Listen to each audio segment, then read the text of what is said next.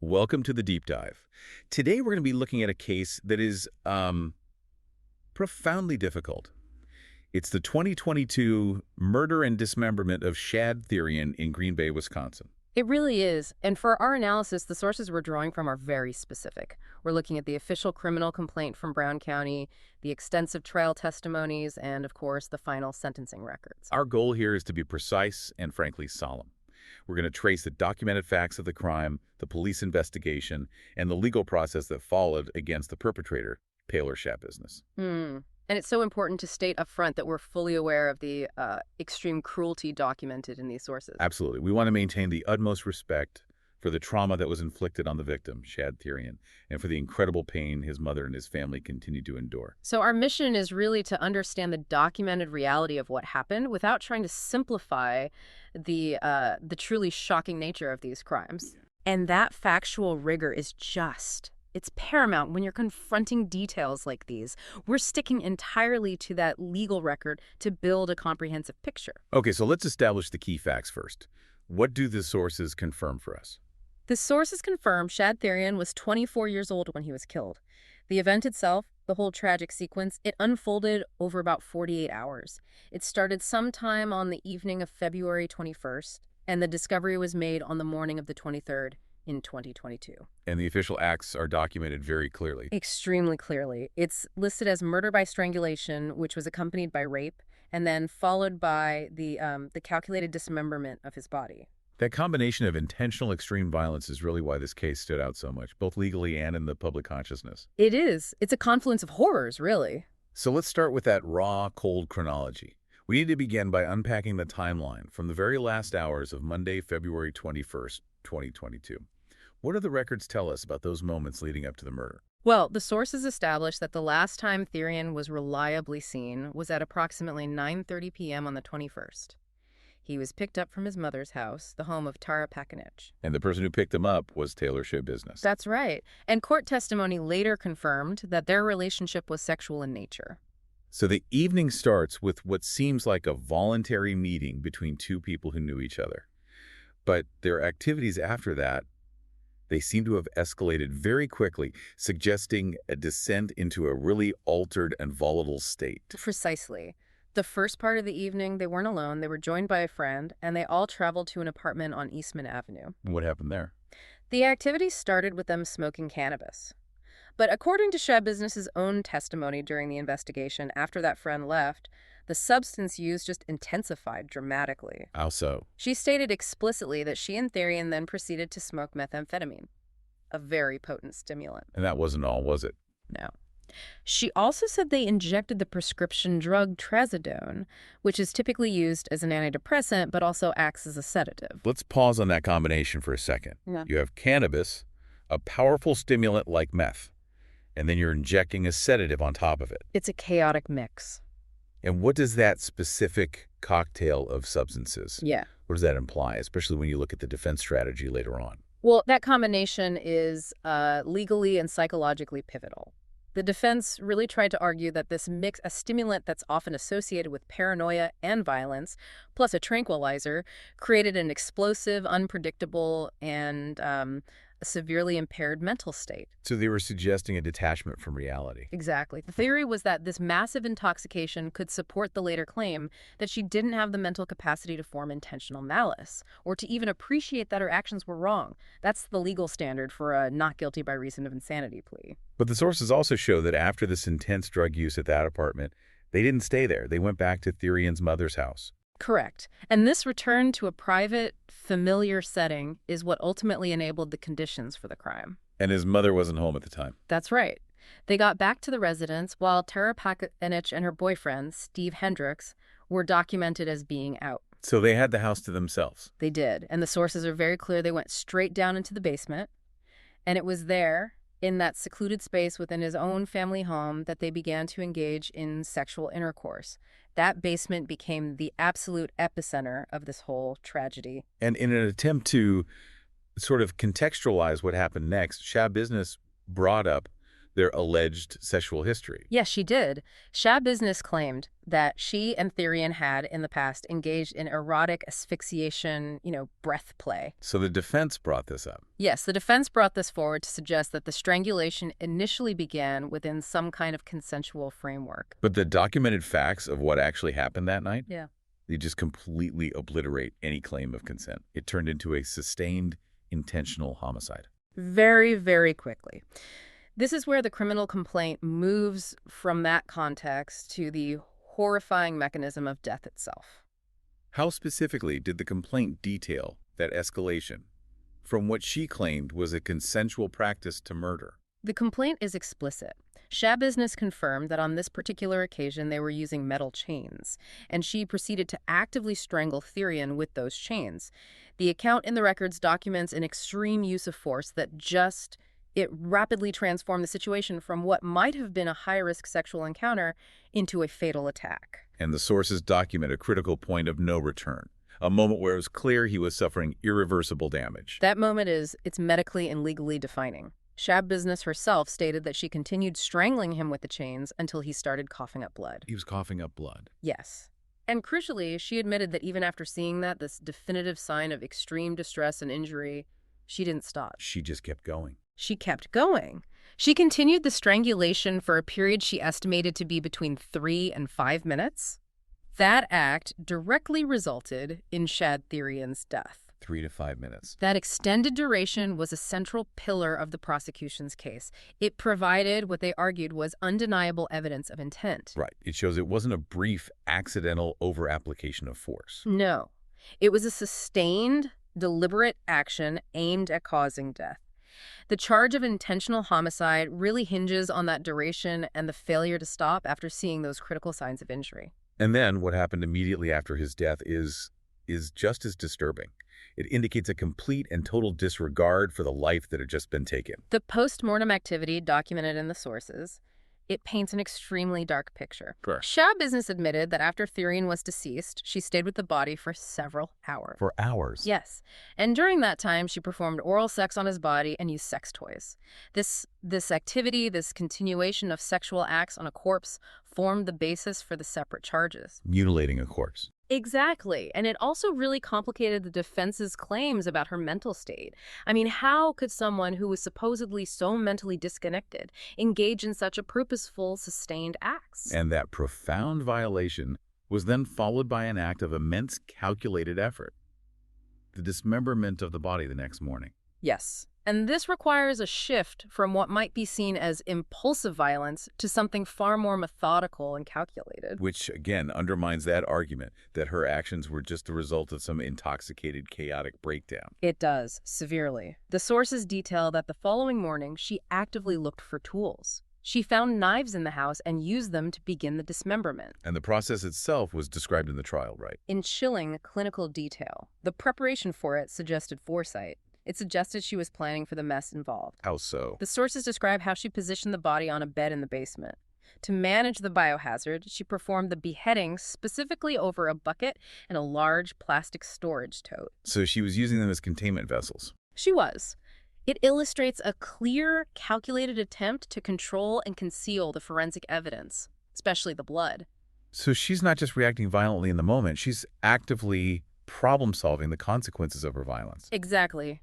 And the concealment didn't stop there. She then disposed of the blood she'd collected by systematically dumping it down the basement shower drain. And then the removal of the organs. Yes. She systematically removed internal organs from Thyrion's body, and these were then placed meticulously into various containers, plastic bags, cardboard boxes, the bucket she'd already used, the tote.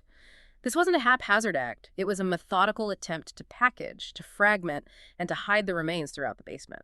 That degree of organization and methodical disposal it has to be one of the most compelling pieces of evidence against that NGI claim. It really is. It speaks to an ability to plan, to use tools, and to execute a very complex, multi-step process, which is often completely contradictory to a claim of total mental incapacitation. And this highly disturbing scene was the reality that the victim's own mother faced when she returned home. It's the ultimate tragedy in this narrative, the moment the family was just irrevocably shattered. So let's move to that discovery. It happened on the morning of Wednesday, February 23rd, 2022. And it was Tara Pakinich, Shad Thyrion's mother, who made the unimaginable finding. She woke up in the early morning, heard the house door shut, which she presumed was Shad Business leaving. Right, so she went downstairs to check on her son, just trying to see if he was still in the basement or if he'd gone out. And that innocent action led to that moment of absolute horror. She found her son's severed head inside a bucket in the basement. The sources even note that the bucket had been covered with a towel, suggesting a final, almost futile attempt at concealment. After that discovery, her boyfriend, Steve Hendricks, called the police immediately. Yes, and that call initiated a massive forensic investigation into the basement, which documented the full scale of what had happened. What did the police find? When law enforcement arrived, the scale of the fragmentation just became evident. In that first bucket, police confirmed that along with the severed head, they also found the removed penis. And beyond the bucket. They found human organs, which Shea Business had removed, systematically stuffed into plastic bags and various cardboard boxes that were just scattered throughout the basement. It required a very methodical documentation by the crime scene investigators. And the main portion of his body, the torso, was also located there. That's right. Thyrion's torso, which had been bisected, was discovered inside that plastic storage tote she'd used for containment. The inventory of the tote also included one of his severed feet. So the overall picture for police was one of extreme fragmentation. It was. It illustrated the intense, controlled violence and the perpetrator's efforts to distribute the remains widely, even just within the confines of the basement. So while the crime scene was being processed, police were also trying to locate Taylor Shea Business. Yes, and that led them back to the site of the drug use from 2 nights before. The Eastman Avenue apartment. Correct. Shea Business was found later that same day at that apartment complex. And when police apprehended her, the physical evidence was immediate and conclusive. Her clothing was saturated with blood. A critical piece of evidence linking her directly to the violence. No question. She also had injuries on her body that she had to explain. Indeed. Officers documented a visible cut on her left thumb and a series of scratches on her arms. When they questioned her, she claimed the injuries were self-inflicted. But the prosecution would have challenged that, surely. Oh, absolutely. During the trial, the prosecution would have suggested they could have been defensive injuries, sustained during a struggle before the fatal strangulation, which, again, would undermine any claim of accidental death. The investigation then culminated with the discovery of the vehicle she'd used. Yes, and that yielded the final, shocking piece of evidence. Police located a Gold Town and Country minivan at the apartment complex. And they established she'd used it to transport some of the remains. That's right. The vehicle had been used to transport various body parts away from the family home. It was inside that minivan that the final segment of the remains was recovered. The other severed foot was found tucked away inside a discarded crockpot box. Confirming an attempt to dispose of the parts outside the immediate crime scene. Exactly. Now, before we get into the legal proceedings, we should talk about Shea Business's existing relationship with the law at that time. The sources point to a significant legal history. This pre-existing history is crucial for understanding the context of her actions. Just 1 month before the murder, on January 3rd, 2022, she'd been convicted and sentenced. For what? For 3 months. For prior offenses, specifically fleeing, eluding, and obstructing police. So she was already an individual under active supervision. And that supervision involved mandated monitoring. Precisely. The documentation shows that she had violated the conditions of her release by removing a GPS tracker from her ankle. So she'd cut off her ankle monitor. Yes. And while the sources aren't definitively clear if she was on work release at the exact moment of the murder, the fact that she had intentionally removed that mandated monitoring device weeks, maybe even days before, it demonstrates a fundamental disregard for legal authority. It paints a picture of someone already operating well outside the required boundaries of the law. So following her arrest and all this overwhelming physical evidence, she was formally charged on March 1st, 2022. With 3 distinct offenses that captured the entirety of her actions. First-degree intentional homicide, mutilating a corpse, and third-degree sexual assault. And the legal battle really began right away, didn't it? Centering on her sanity at the time of the crime. It did. Her initial attorney, Quinn Jolly, moved forward with the standard defense for a case like this, where the facts of what she did are undeniable. the not guilty by reason of insanity plea, or NGI. That was submitted in September 2022. Yes. And it's important for listeners to understand the dual nature of an NGI plea in Wisconsin. It's not just arguing that she was mentally ill, it's a two-part process. Yeah. First, the defendant acknowledges they committed the physical act. Then second, the defense argues that due to a mental disease or defect, she lacked the capacity to appreciate the wrongfulness of her conduct, or to conform her conduct to the requirements of the law. And as we've discussed, the methodical nature of the dismemberment and the cleanup, the bucket flushing the blood, that provided the prosecution with powerful evidence to argue against that second part. Absolutely. The prosecution's whole argument would be that attempts at concealment are clear indicators that you appreciate wrongfulness. If you didn't know it was wrong, why would you methodically chop up a body and flush the blood down a drain? It makes sense. But the path to actually proving or disproving her competency to stand trial was, well, it was severely disrupted by some highly unusual and shocking events inside the courtroom. Right, let's talk about that disruption. The physical attack on her own lawyer, it got national attention. The most dramatic incident happened on Valentine's Day, February 14th, 2023. Shad Business physically attacked her own attorney, Quinn Jolly, right there in the courtroom. And what triggered it? The outburst was triggered immediately after Jolly requested a delay for the trial date. He needed that delay to give forensic experts enough time to complete the critical mental health evaluations. The evaluations needed to support her competency to stand trial and the NGI defense itself. Exactly. So the very action intended to protect her legal rights led to a violent assault against the attorney who was making that request. The situation just turned volatile immediately. Oh, instantly. A Brown County sheriff's officer tackled her right there. The sources say there were no serious injuries, but the legal damage was done. Within minutes, Jolly told Judge Walsh he would be filing a motion to withdraw from the case. Citing a complete breakdown in the attorney-client relationship. A complete and obvious breakdown. It's incredibly rare to see that kind of physical breakdown of trust between a defendant and their counsel. So this meant a change in representation. But the legal drama didn't stop there, did it? The new attorney had issues with the judge. That's right.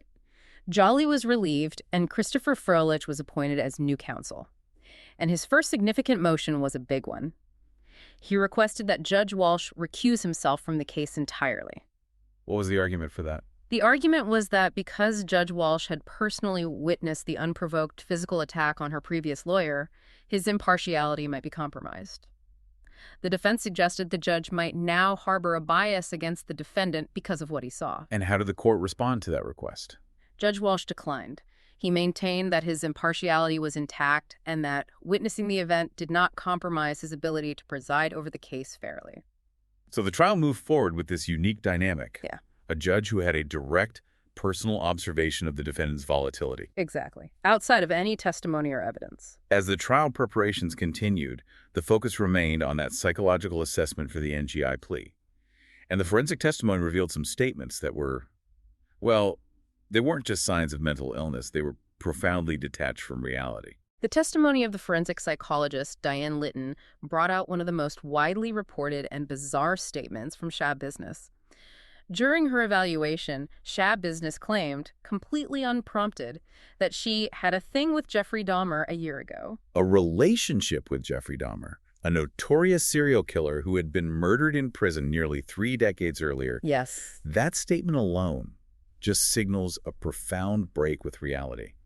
How is the defense trying to use that? The defense was using this, and other statements like it, to bolster their argument for a mental defect. The idea was that she was so detached from verifiable reality, from time and fact, that she couldn't possibly have understood the moral and legal wrongfulness of killing Shad Thyrion. They were trying to show a fragmented, even delusional state of mind. Exactly.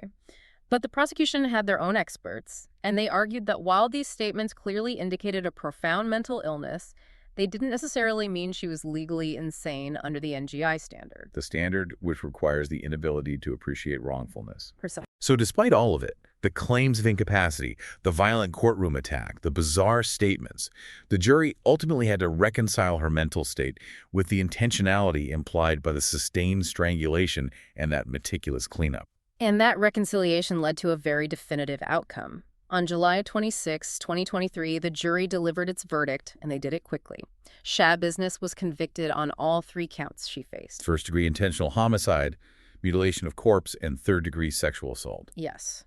That verdict was a definitive rejection of the NGI defense. It concluded that even with documented mental illness, she possessed the criminal capacity and intent to be held fully responsible for her horrific acts against Shad Thyrion. The sentencing was 2 months later, on September 26, 2023, and this was Judge Walsh's final opportunity to articulate the court's response to the gravity of the crime. Judge Walsh imposed the maximum possible penalty, which really reflected the severity and brutality of the case. He sentenced Shad Business to life imprisonment without the possibility of parole. Ensuring she will never be released. Never.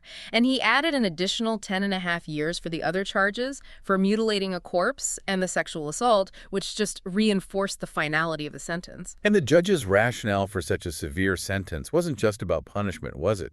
It was framed as a necessity for public protection, and he used very strong language. His statement was a profound condemnation of the crime's impact on human civilization itself. The sources quote him emphasizing that his primary duty was to protect the public from her. He articulated the gravity by saying, and I'm quoting here, "This crime offends human decency, it offends human dignity, it offends the human community, it really does." That's a powerful statement from a judge, positioning the crime not just as a legal transgression, but as a violation of shared societal standards. It is. But immediately after this powerful declaration of condemnation and absolute justice, the legal record presents what is, I think, arguably the most poignant and difficult detail of the entire case. The victor's father offering forgiveness. It's an extraordinary moment of grace in the middle of unimaginable tragedy. Despite the unspeakable loss, despite the horrific details of his son's destruction, Shad Thyrion's father chose to offer compassion to the perpetrator during that sentencing hearing. A response that just goes completely against the expected human reaction. Yeah, completely. And his documented words really capture that difficult choice. He said, "I believe everybody makes bad choices, maybe not to the scale. It does no good to hate you. I know you've got a heart, got a mind." Those words, they just encapsulate a profound ethical struggle. It's a decision to seek personal peace through compassion, rather than letting hatred and vengeance consume him. It separates the father's personal spiritual response from the necessary, unforgiving judgment of the legal system. It's a moment where the human response completely transcends the judicial process. And Taylor Shad Business is currently serving that life sentence at the Taishita Correctional Institution. It's a high-security facility for women in Fond du Lac, Wisconsin, where she'll be confined for the rest of her natural life. Confirming the finality of Judge Walsh's sentence. We've now meticulously traced the documented facts of this case. From the volatility of the drug use on that Monday evening, to the sustained violence of the strangulation, the methodical depravity of the dismemberment, and that complex legal fight over her mental competence. This deep dive has really established the layers of this extreme tragedy. I think what stands out when you synthesize all these sources is the sheer contradiction in the defense's strategy versus the evidence. We noted that pre-existing disregard for the law that removed GPS tracker, which came before the escalation. That state of chaos, fueled by the drug cocktail. It clashes directly with the organized, calculated actions that followed. The positioning of the body over buckets, the flushing of blood, the careful packaging of organs. It's chaos versus calculation. The legal process itself was marked by such extreme circumstances, especially that courtroom attack. It forced a change in counsel. It challenged the judge's impartiality. It really makes you wonder how the jury was able to separate her documented volatility in court from the question of her mental state at the time of the actual crime. Well, the jury's rejection of the NGI plea confirms that they found the evidence of intentionality, the duration of the strangulation, the attempts at concealment. They found that more compelling than the evidence of mental illness and drug impairment. It reinforces that Wisconsin standard. It does. That being mentally ill does not automatically mean you are legally insane, especially if your actions indicate you understand what you did was wrong. The case is a harrowing study in how severe intoxication, extreme violence, and existing mental health issues can coalesce into an act of documented intentional homicide. And for you, the listener, while the court records give us this exhaustive detail about Taylor Shad Business's actions and the certainty of the legal response, our focus has to remain ultimately on the profound and irreversible loss suffered by Shad Thyrion and the unspeakable burden that his family must now carry every single day. In closing, we really have to return to that truly remarkable final statement delivered by the victim's father at sentencing.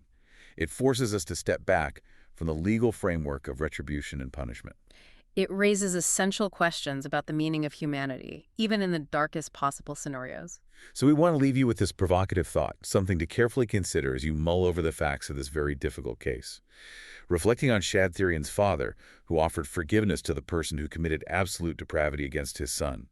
How does the act of choosing compassion or even just attempting to find it, when you're faced with the absolute extreme of documented human cruelty and intentional destruction, how does that influence the deeper meaning and application of justice, separate from the sentence delivered by the court? It's a powerful question. Does that compassion primarily serve the perpetrator?